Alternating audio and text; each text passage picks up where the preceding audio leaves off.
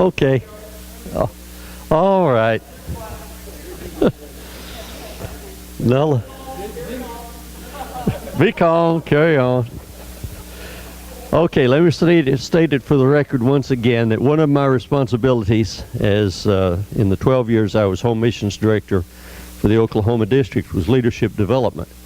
Now I've chosen this evening to teach one of the lessons that I used in that, teaching not only the local church but the sectional home missions directors. And it's appropriate for all of us because we are all leaders. We're leading in one direction or another. If you're a parent, you're a leader. You are on the job. You are influencing someone. You may say, well, I'm lower than a low man on a pygmy totem pole on my job. But the fact is that you, at some point, will be moving up the ladder. You will be influencing others. And so I'd like to talk about these 5 levels of leadership this evening, and they should be coming up. And rather than doing the revelation technique of putting up one and talking about it and then the other, and I've just got them all up there. And these 5 levels of leadership, and I don't remember who I first heard teaching this, and there's a lot of stuff that I've got that the serial numbers are filed off of it. It's got a new coat of paint. It's retitled in my name, and so I don't know where they came from, but thanks to whoever brought this up, because in putting on the new paint job, a lot of times I've overhauled the motor and done a lot of other things to them, so I've made them mine. But the positional, relational, organizational, developmental, and then that last one is totally different in at least the titling of it, and that is honor. And I want to start talking for just a little bit about the positional leadership. And that next slide, please. How do you become a positional leader? Well, you got the job. You got appointed Sunday school teacher. You are elected to some sort of an office. You are a leader. It says so right here on the instruction sheet that you are a leader. And we all start with that kind of leadership position. We're it because somebody said we were it. We are in charge because sometimes nobody else wanted to do it, and you're elected. You're appointed. You've got it to do.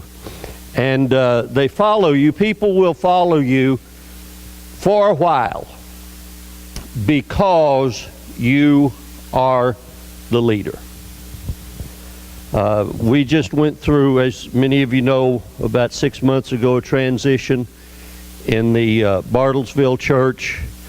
Brother Fuller, who replaced me there, had never been to Bartlesville until I invited him up to preach after I had tendered my resignation, effective 30 some odd days later. And he came and preached. We talked to him about the possibility of taking the church. We had a business meeting, had a good strong vote to elect him. He became the pastor. It was a positional leadership. Those people really did not know him. He was pastor because we said he was pastor.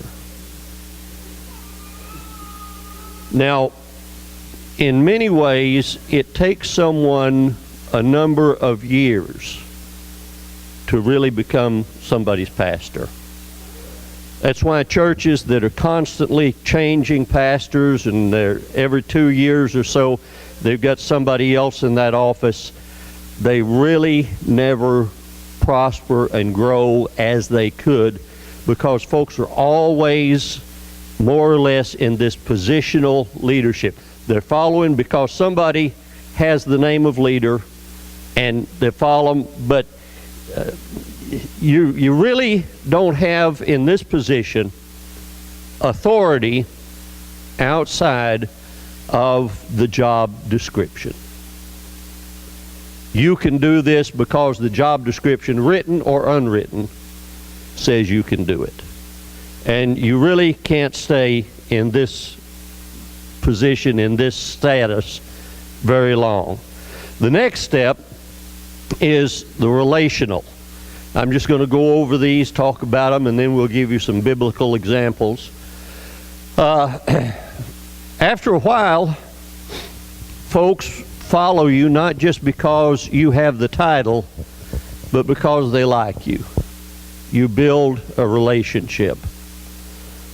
A lot of times we come to the Lord because He's a leader. He's God. We're just coming.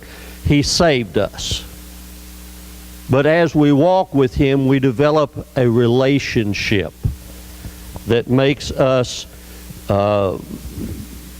follow anybody's leadership, not just because they've got the title, but because there is something that has built between us. I've heard Brother Beardsley speak many times of the early days of this church, and starting with the Bible studies and how that you folks from those days in particular got involved with one another. The fact that some of you are still here from those days tells me that you went through a relationship stage with this leader. You came, you kept coming, not just because he had the title of pastor. At that point, I've been there. And you may have the title of pastor, but you really don't know what that's supposed to mean, what you're supposed to be doing, how that all works together. And so you build that relationship, and people will follow you because of a relationship, where they will not follow you just because you've got the title, just because you're elected to the job. Then the next level is organizational. And in organizational level, it's because they follow because of what you are doing for the organization, for the group. They figure out, and sometimes doesn't take very long to figure out, that things are better with this group, with this bunch, with this organization, because you're in a position of leadership. You've not only been elected to the job, and it's not just a personal relationship, but things have improved because of what you're doing. Isn't that way it is, the way that it is in your life with the Lord?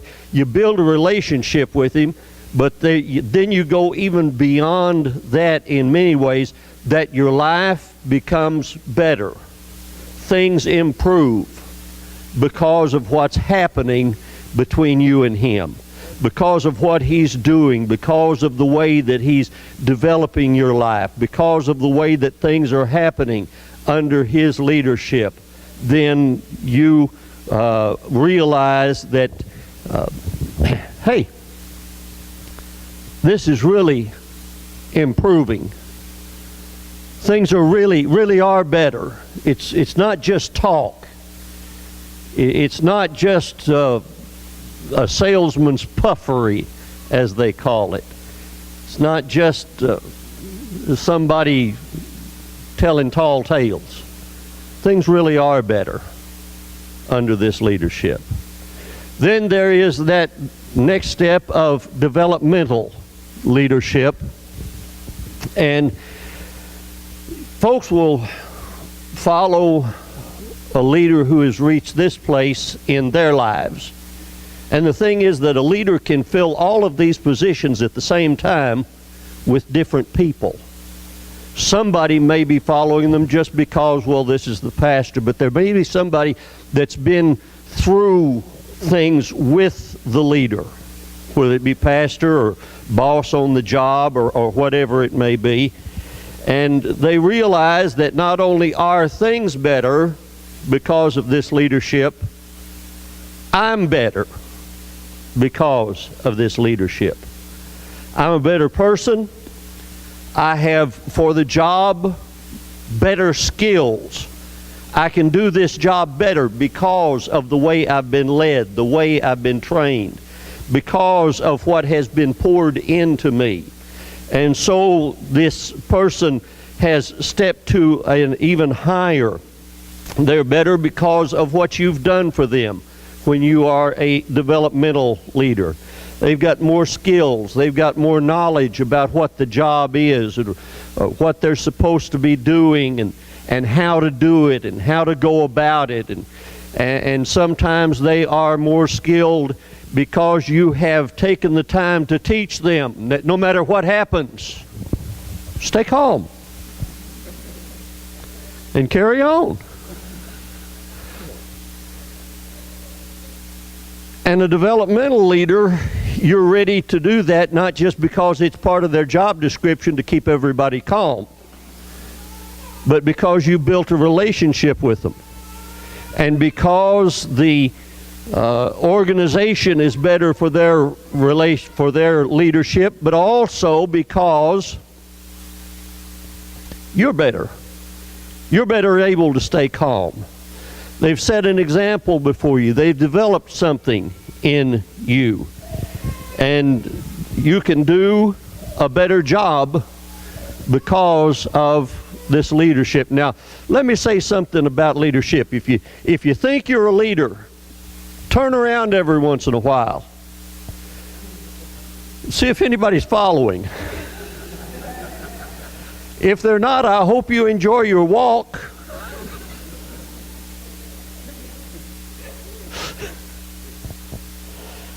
And then there is that fifth level, the level of honor. And the thing about the honor level of leadership is that someone does not even have to have a position, a job, or an office to be on this level of leadership. And I'll give you some examples of that in just a few moments. But the level of honor leadership is you reach that stage because you've done those other four levels well for a long time. You've held a job, not necessarily the same job, but you've been in a leadership job.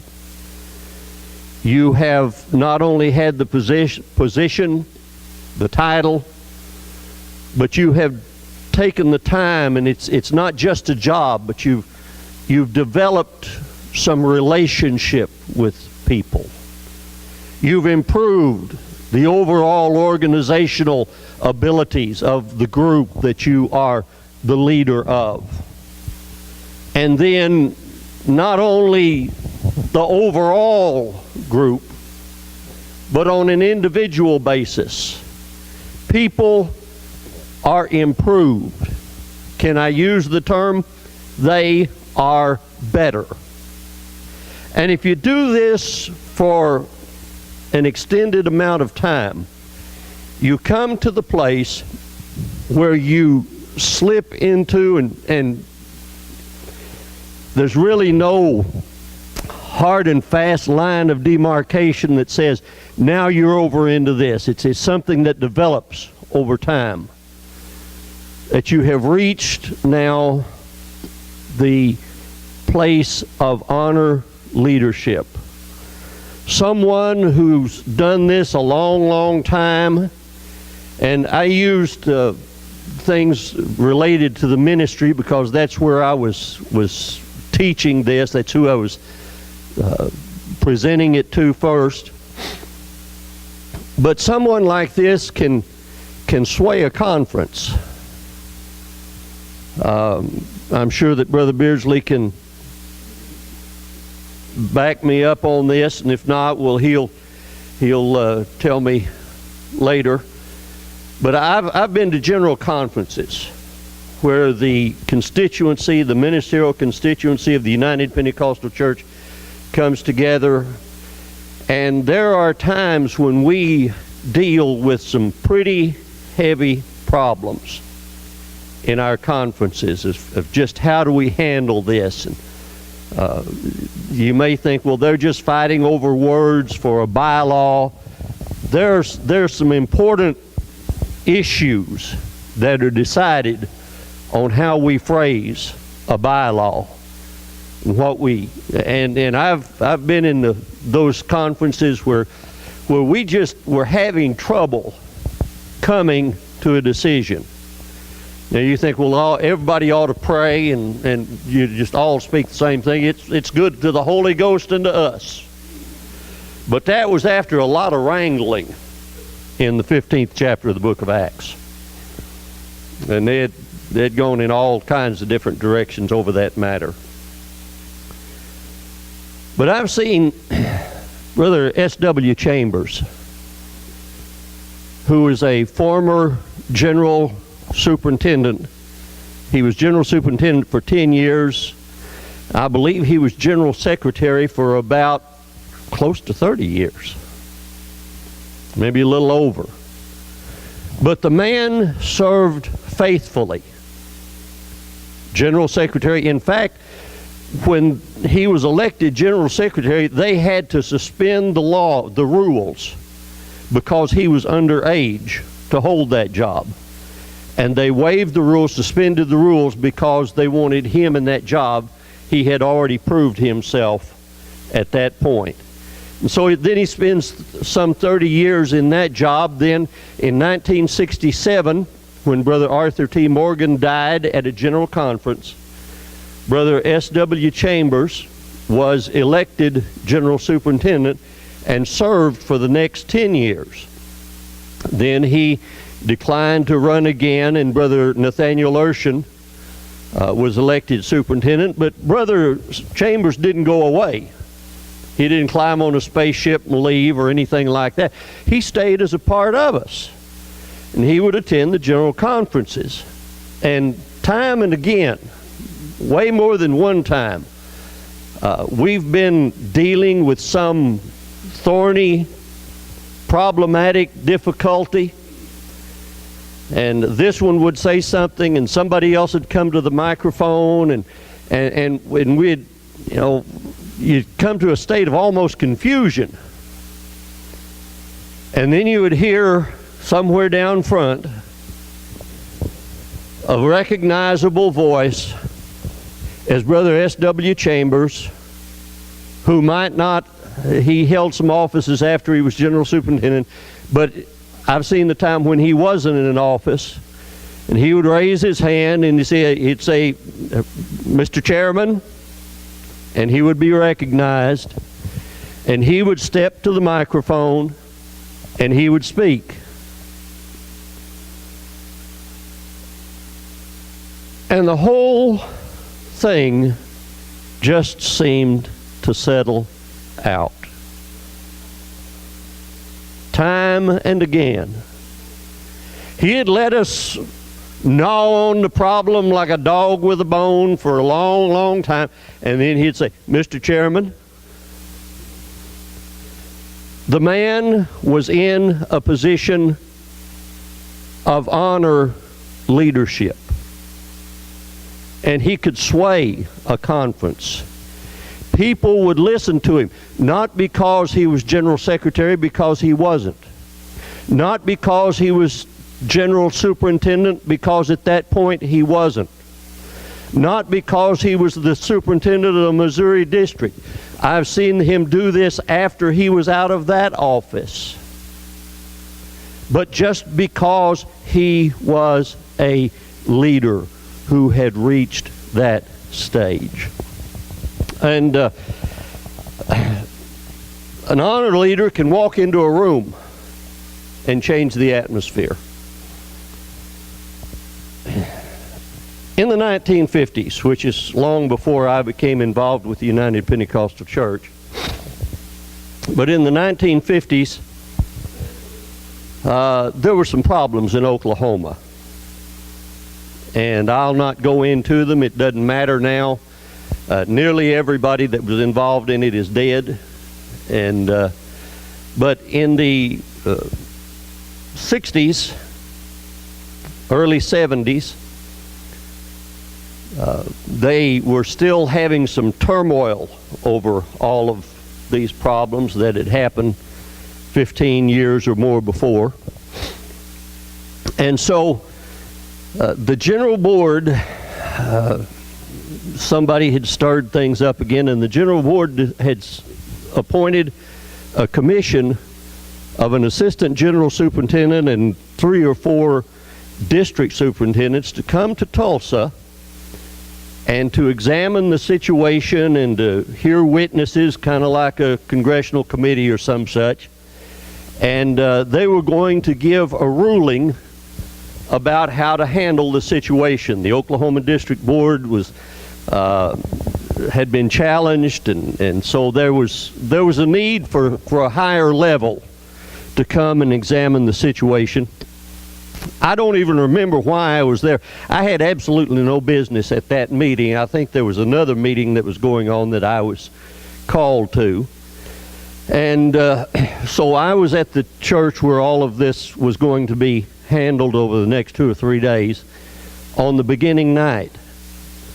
And I was standing talking to Brother Theron Chapman, who happened to be the district superintendent of the Texaco district, and he was giving me his general speech that he gave me almost every time I saw him. I came originally from the Texaco district, and nearly every time he saw me, he would ask me, "When are you coming back home?" And so we were standing there chatting, and men were just, it wasn't time for the meeting to start yet, and everybody wasn't there, and we were just passing the time. I was talking to Brother Chapman, and suddenly, now the doors had been opening and closing, men coming in and so on, but the door opened and closed, and I felt a change in the atmosphere of the room. I had my back to the door, but I felt a change in the atmosphere of the room. Not the temperature, but something changed. And I turned, and I saw that the man who had been appointed chairman of this commission had just walked in. Many of you have heard of him, Nathaniel A. Urshan. He had already reached that area of honor leadership. Yeah, he held a high office, but it wasn't the office that made the atmosphere change. It was his leadership, his personality, his spirit. One time when I was district youth president for Oklahoma, I was at St. Louis for one of their yearly meetings. My plane didn't leave until quite some time after the meetings were over and most of the other youth presidents had gone home. I was waiting for time for my plane to take off, and so I was going around headquarters harassing folks, talking to them, keeping them from doing their jobs, whatever. And somebody may have called the youth president and said, "Can you get this guy out of our hair?" I don't know what happened, but I do remember that I believe I was off over in the foreign missions area talking to someone, and suddenly over the PA there came the announcement, "Brother Moss, could you report to the General Youth Division offices, please?" So I scurried around there, and Brother Donald Deck, who was General Youth President at the time, took his keys, his car keys, out of his pocket, handed them to me. He said, "My car," and he described it, "is down in such and such a parking place, And I need you to take Brother Foss to the airport. Now, at that time, Brother Oliver Foss was the Assistant General Superintendent of the UPC. And so Brother Foss had been the man who preached my ordination service in 1970. So I was happy to do what I could, help out a brother, help, Well, we put his luggage in the back of the car and started off. It's not far from headquarters over to the airport. But that next 10 minutes or so was one of the highlights of my life. Just to be in that car with that man and to feel his spirit for that time. I went, when I got him to the airport, went back and returned the keys to Brother Deck. I thanked him profusely for the opportunity to be in the presence of a man. I didn't know the terminology then, but someone who was in the place of honor leadership. Now let me go to the next slide. Is that I want to talk about Moses for a while. That leaders often don't choose to be leaders. Next is Exodus 3:11. Moses said unto God, Who am I that I should go unto Pharaoh, and that I should bring forth the children of Israel out of Egypt? Lots of times, folks that God chooses are not self-chosen. They are in that position of leadership not because they want the power, authority, and glory. They are there because God said, I want you doing this. The next slide, please, is that here's the thing about leaders, just like everybody else, that those that are close to them can see their flaws. The closer you get, the more flaws you can see. Doesn't that work with everybody? Okay? Only those closest to you fellas know whether or not you leave your socks laying in the floor. Next slide.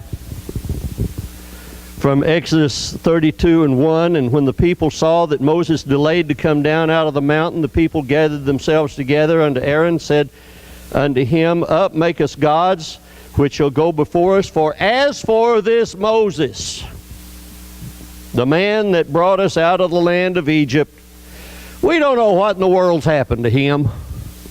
He's not acting like we think he ought to act. He's not reporting to us on the schedule we have determined that he should use. He's stuck up there on the mountain. Maybe he's fallen on a rock, or a rock's fallen on him. We don't know where he is. We got a problem with him.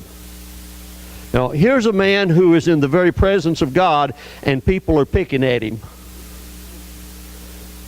and don't like the way he's doing it.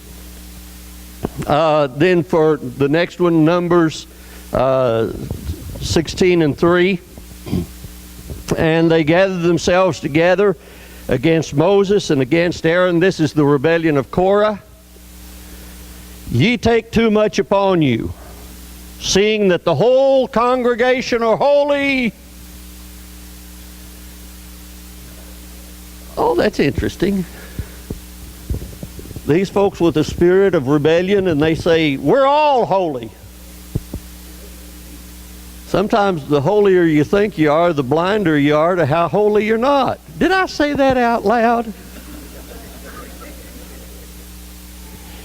You know that little thing that keeps you from saying things? Mine's wear it out.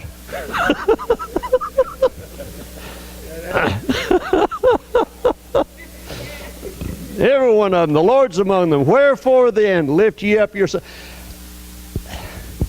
The thing about godly leadership Godly leadership is not trying to lift itself up, just trying to get the job done. In spite of everything that's standing in the way, in spite of all of the other agendas that you have to work around. I'm talking about leadership. Let's go to the next slide. It's also in Numbers 16, still with the rebellion of Korah. It is a small thing that thou hast brought us up out of a land that flows with milk and honey. Now hold it. They're talking about Egypt. And in another place they said, we remember the leeks and the onions.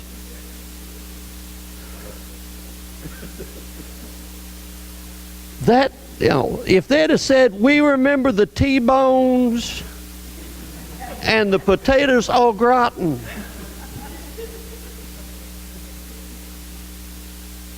But they said, you brought us up out of land flowing with whip stripes and long hours and hard taskmasters. But they remembered it differently. You brought us up out of a land flowing with milk and honey and have brought us out here to kill us. Now, folks, I remember a young man several years back. He had been one of the hippies that came into the church. He had some problems, and he kept bringing the problem up, and then he'd fuss at me for talking about it.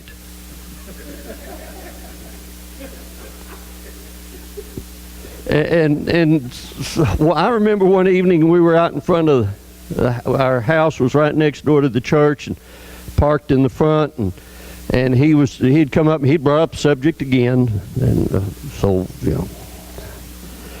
after a while he said, Brother Moss, are you trying to run me off?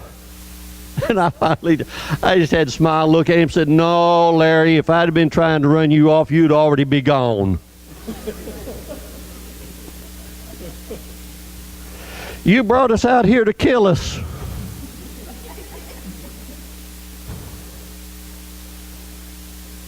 You brought us out here to kill us? You not brought us to a land of milk and honey. We're not going to. No. I do remember something about Moses standing when God said, move over and I'll kill them all. That Moses stood in the way and said, oh, whoa, whoa, whoa, whoa, whoa. If you're going to do that to them, do me too. He identified with his sinful, rebellious people and spared them. If I got 14 up there, moreover, thou hast not brought us unto a land that flows with milk and honey, or given us inheritance of fields and vineyards. Wilt thou put out the eyes of these men? We will not come up. Now, the reason that Moses had not brought them into the land of milk and honey and given them their inheritance is because they had refused to go. The spies came back and Joshua and Caleb said, we're well able to go up. And they said, we're not going. We're not going to do that. And then years later when they got otherwise, they said, well, you didn't do it. You didn't do what you said you was going to do. I wouldn't let you, but you didn't do it. Kind of reminds me of Abraham and Sarah. She said, take Hagar. Hagar had Ishmael. The two women got into a fuss fight. You can read in the headlines of papers today about the continuation of that fuss fight between those two women 4,000 years ago. But Sarah and Hagar were fussing, and Sarah came to Abraham and said, my wrong be upon you. I made a mistake, but it's all your fault. We haven't got what we wanted because we wouldn't have it, but it's your fault. You should have made us. How are you going to make him? He's a leader. No wonder he didn't want to lead this people. Next slide. That all those flaws and all the problems and all the shortcomings you may see in a leader doesn't change God's choice in leaders. The Jews revere Moses now, because none of them now have ever met him.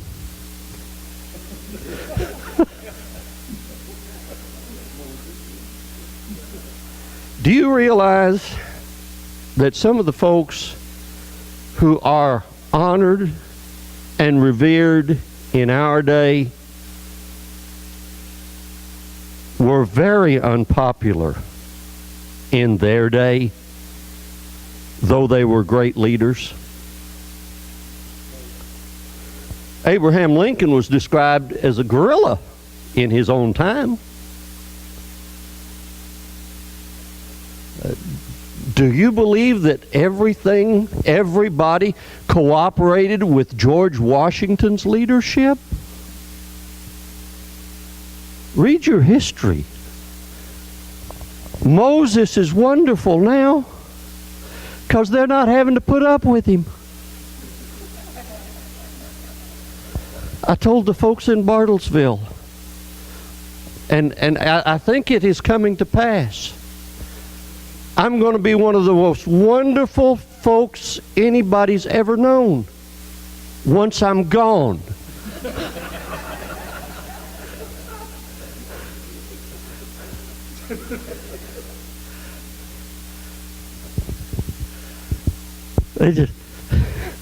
Well, I'll not go into details, but Acts 7:35.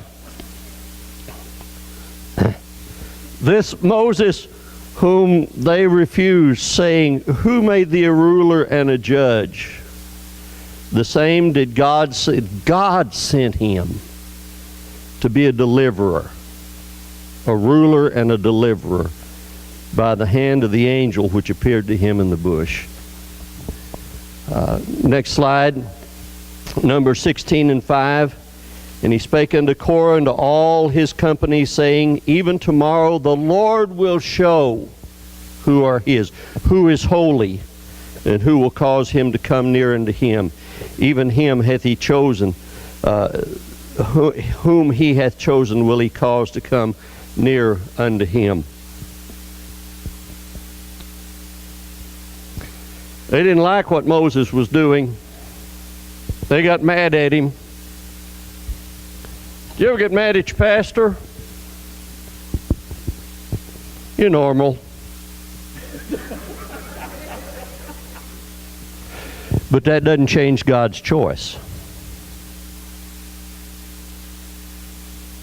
Has your pastor ever made a mistake?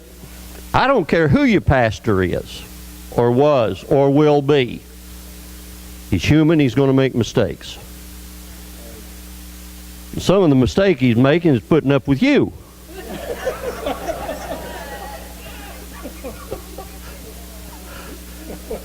Boy, that thing is wearing out in a hurry, isn't it?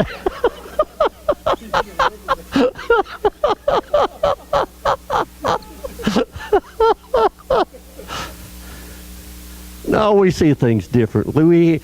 We have misunderstandings. Sometimes we don't see all the parts of the picture that somebody with a different viewpoint can see. And what a lot of folks don't understand is that a real leader, I'm not talking about a politician, I'm not talking about a ladder climber, I'm talking about somebody who really is God chosen and takes godly leadership seriously, will have faults. But even through the faults, whether they're real or imagined, God still chose them for that leadership position.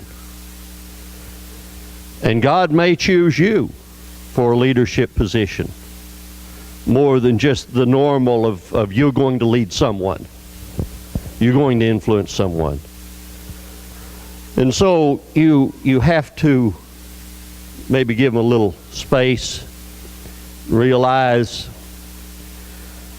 I'm just as mad as an old wet hen right now, but I'll dry off. Next slide. I got to hurry. And sometimes the faults we find say more about us than they say about the leaders.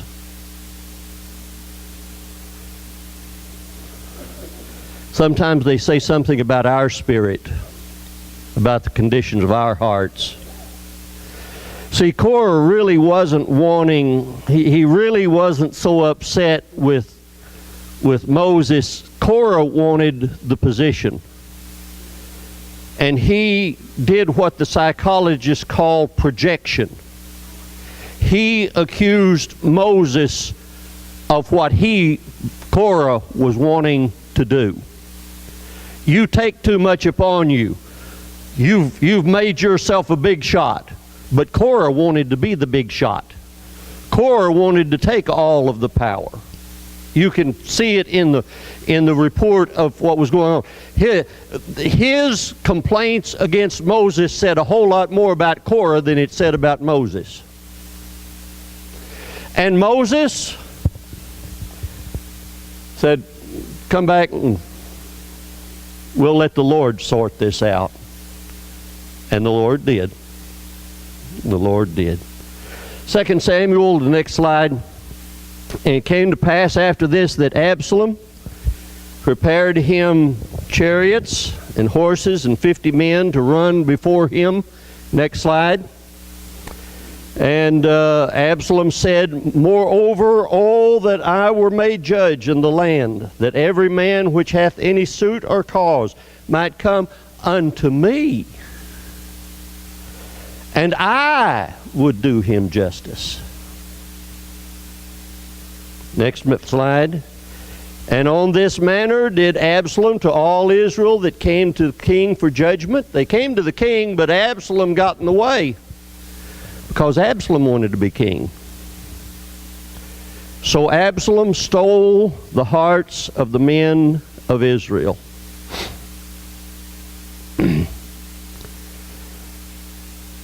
Who deserved to be leader? David or Absalom? Look at this. Absalom was willing to start a war and lose no telling how many innocent civilian lives in order for him to have power. David, in order to keep down the bloodshed, left the city to protect the people from battle. Well, that's not much leadership. I'd say that's tremendous leadership. Instead of trying to hold his position no matter what it cost, he was more concerned about the people he was over and their welfare. I heard Brother R.D. Whalen, who served, 20 years or so as superintendent of the Oklahoma district. He pastored, one time the largest church in the district. I don't know, he's not pastor there now. It's still one of the largest. But I heard him say, if I become the problem, I will leave this church rather than cause it to be split and destroyed. He was willing to give up his position. He was willing to give up a man of his character. He was in that honored leadership position.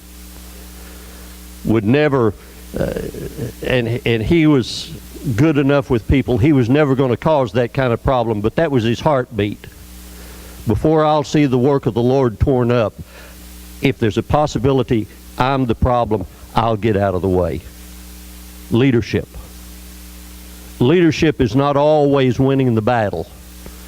Leadership may be running from the battle in order to spare those who would be so terrifically hurt if a battle ensued. Could we go to the next one? And I'm not going to get all this done tonight, I don't think, but we'll do what we can. This is another son of King David. Then Adonijah, the son of Haggith, exalted himself, saying, I will be king. And he prepared him chariots and horsemen and 50 men to run before him. Haven't we seen this before somewhere? Some folks are slow learners. Well, that didn't work for him. I think I'll try it.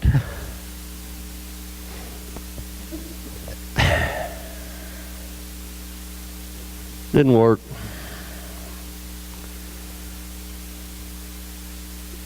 Things just keep coming around. And what works, works. And what doesn't work, no matter how hard you try it, if it's not God's will, that's not the way to do it. Next slide, please. Let me try here. David, a lot of times you'll be an influencer before you're a leader. David was the grocery delivery boy. He did not go to do anything except deliver the groceries and take a report back home to Papa of how his brothers were doing. That was his entire assignment. Deliver the groceries, bring me a report. But when he got there, next slide, there was this uncircumcised Philistine that stood about 9.5 feet tall. And he for 40 days had been challenging, give me a man that we may fight together.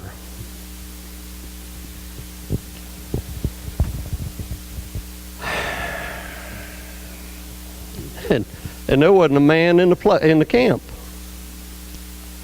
Now, there are a lot of reasons for that.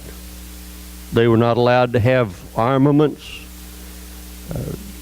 Lots and lots of situations. The king was backslidden, cut off. The reason David was going to be king was because the king was backslidden. David said to Saul, let no man's heart fail because of him. Thy servant will go and fight with this Philistine. Now notice, thy leader will go. No, thy servant. Attitude. Next slide. Had the fight that you're so well familiar with. So David prevailed over the Philistine with a sling and with a stone, and smote the Philistine and slew him. But there was no sword in the hand of David. And he influenced the whole army. He was not even a PFC. He was not a member of the army. But he won the battle. Now, there were a whole lot of other soldiers that got involved and got after him with their hoes and rakes and shovels and whatever else they might have had. But before David was the leader, he was an influencer. He did what he could. Next slide. And he gained loyalty by being loyal. Next slide, 1 Samuel 24:10. Behold, this day thine eyes have seen how that the Lord delivered thee today into my hand in the cave, and some bade me kill thee. This is David talking to Saul. Had a couple opportunities to kill him. But mine eyes spared thee, and he said, I will not put forth my hand against my Lord, for he is the Lord's anointed. David was also the Lord's anointed. But he was not going to take a position by destroying somebody else. Oh, I wish we could get that message about an hour south of here, or 2 hours south of here. That to be a real leader, you don't have to destroy somebody else. Just lead. Wait till God opens up the door for you to have the place. If somebody's in If somebody's doing wrong, God can take care of it. I am well convinced that God can take care of things. I get a little nervous about it sometimes, but I'm convinced He can do it. Next slide. Now, this is when David was running from Absalom. Folks were coming out. The soldiers were going with him. He was going to leave the city so that there would not be a great battle there and folks wouldn't starve or be killed, put to the sword. And Ittai, who was a Gittite, that's Philistine if I understand it correctly, was one of his generals, one of David's generals, and David told him, Ittai, you take your men and go. This is not your fight. How many people that claim to be leaders do you know that if they have a problem, they try to get all the allies they can around them by any means they can? David was sending off one of his great generals and his entire army. This is not your fight. There's no need for you to stay in this. Go. And Ittai answered the king and said, as the Lord liveth, and as my lord the king liveth, surely in what place my lord the king shall be, whether in death or life, even there also will thy servant be.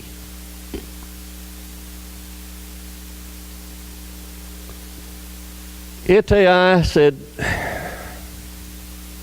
you're not running me off. David had reached in Ittai's eyes a place of honor, leadership. He wasn't there because David was saying, this is an order. You gotta come with me and you've got to fight in this battle. Ittai had reached the place where he said, I want to go with you. Where did Ittai, a Philistine, learn that kind of loyalty? Why, he learned it from David. A man who had, we know, at least 2 opportunities to kill Saul and get away scot-free and probably be hoisted on men's shoulders and carried to the throne.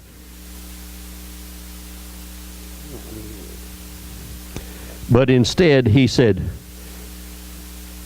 you're God's anointed, and I don't care how wrong you are.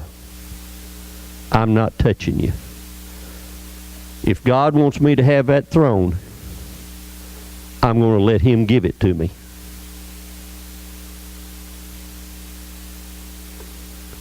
They found fault, the children of Israel found fault with Moses and tried to kick him out. But David knew the faults of Saul. He was just a little quicker dodging than Saul was at throwing spears. He knew about Saul. Saul was his father-in-law. But he said, I'm not touching him. He didn't have an office, but he was already in a place of honored leadership.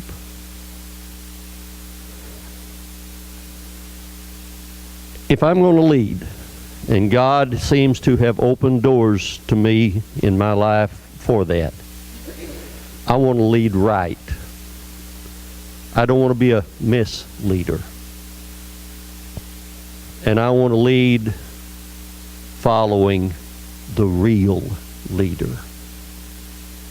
And whatever place I am, positional, relational, organizational, developmental, or if I can reach that place of honor leadership, let me do it following the King. Praise God. Praise God. We need to be leaders. I don't want to just be out taking a walk. And if we'll lead aright, somebody will follow. Somebody will follow. Praise the Lord. I'm pulling Stephen's tricks. We're 2 minutes over. Lord bless you. Go get your kids. Thank you. Thank you.